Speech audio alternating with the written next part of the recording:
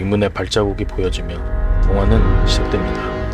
사고로 하반신 마비가 돼버린 프레스톤은 오티스의 도움을 받아 휴식 겸 별장으로 가게 되고, 잠시 후 오티스는 먹을 걸 사러 가기 위해 별장을 나섭니다. 이윽고 맞은편 별장에도 사람들이 찾아오자 호기심에 유심히 지켜보는 프레스톤. 어느덧 시간이 흘러 해가 지고 전화를 하러 나온 캐런의 뒤로 무언가가 움직이는데 망원경을 가지고 밖을 살펴보던 프레스톤이 발견하게 됩니다. 하지만 손전등을 가지러 간 사이 사라져버린 그녀. 어디로 간 건가 주위를 살펴보는데, 잠시 후 돌아온 오티스에게 자신이 본 것을 말해보지만 사고로 다친 그를 정신이상자 취급할 뿐이었습니다. 그 시각 괴존재의 소문을 밝히기 위해 숲을 찾은 세 사람이 있었고, 그 중에 지글러가 홀로 찾아 나서는데, 동굴을 발견한 그는 의심스러워 보여 안으로 들어갔고, 거기에 뼈가 널브러져 있었습니다. 좀 더 안으로 들어가 보던 그는 사람을 발견하게 되는데, 그녀는 다름 아닌 사라졌던 캐런이었고, 도와주려 하였지만 때마침 돌아온 괴생명체에게 끌려가 죽고 맙니다. 캐런이 끌려가 죽자 놀란 지글러는 캠프로 돌아와 자신이 뛰어올라가며 방금 총을 쏘다가 숨죽인 채 어디서 나타날지 긴장하는 찰나 순식간에 괴존재에게 낚아채워버립니다.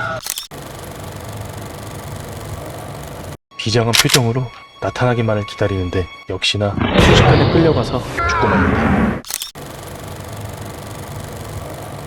홀로 남겨진 주유소 직원은 괴존재에게 너가 이겼다면 자긴 이제 떠날 테니 살려달라는 식으로 얘기를 하는데, 그 시각 프레스톤은 먹통이 돼버린 전화 대신 이메일을 통해 경찰에 신고를 하게 되고, 캐런의 친구들 또한 그녀가 사라진 걸 인지하여 찾아 나서는데, 그런 그들을 뒤에서 지켜보는 괴존재.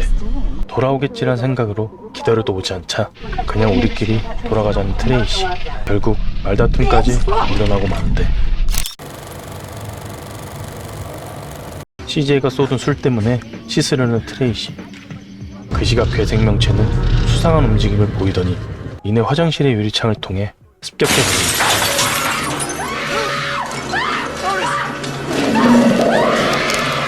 때마침 트레이시가 죽는 걸 프레스톤이 보게 되고, 오티스에게 말을 해보지만 역시나 믿지 않더니 약을 써서 프레스톤을 진정시키려 하자 되려 오티스의 목에 주사기를 꽂아버리게 됩니다. 한편 신고를 받은 경찰은 장난인 것 같으니 한 번 더 신고가 들어오면 그때 출동하기로 합니다. 그 사이 샤워한다고 들어간 지 한참이 되도록 나오지 않는 그녀를 확인하다 무슨 일이 생김을 알게 돼 신고를 하려 했지만 신호가 잡히지 않았고, 드디어 괴생명체가 모습을 드러냈는데 그건 바로 전설로만 전해지던 빅풋이었습니다. 이대로 안되겠다 싶었던 프레스톤은 창문을 깨고선 괴물이 그곳을 습격하려 하는 옆집을 조심하라 경고했고, 그와 동시에 집의 문을 부수고 들어온 빅풋. 세 사람은 숨을 곳을 찾아 흩어졌는데,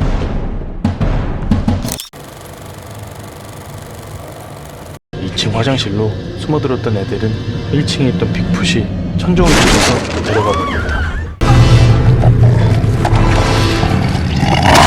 계속해서 사냥을 위해 먹잇감을 찾아 나서는 빅풋.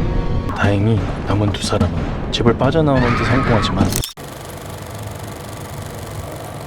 CJ는 곧장 주차된 차를 향했고 시동을 걸어 탈출하려 했지만 출발하지 못하게 괴력으로 막아세우더니 끝내 차를 전복시켜버리고 맙니다.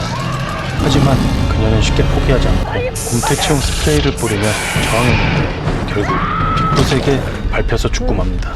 그 사이 홀로 살아남은 아만다는 프레스톤의 별장으로 향했고 바깥으로 목숨을 건질 수 있었습니다. 프레스톤이 자신의 과거를 털어놓으며 가까워진 두 사람은 빅풋을 퇴치하기 위한 함정을 설치하게 됩니다.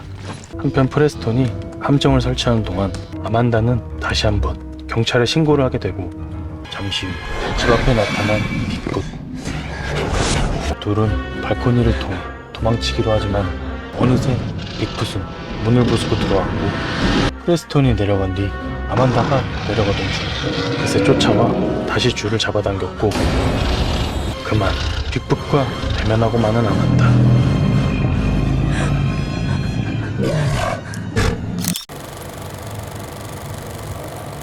절체절명의 순간 약에서 깨어난 오티스가 나타나 위기에 처한 아만다를 도와주었고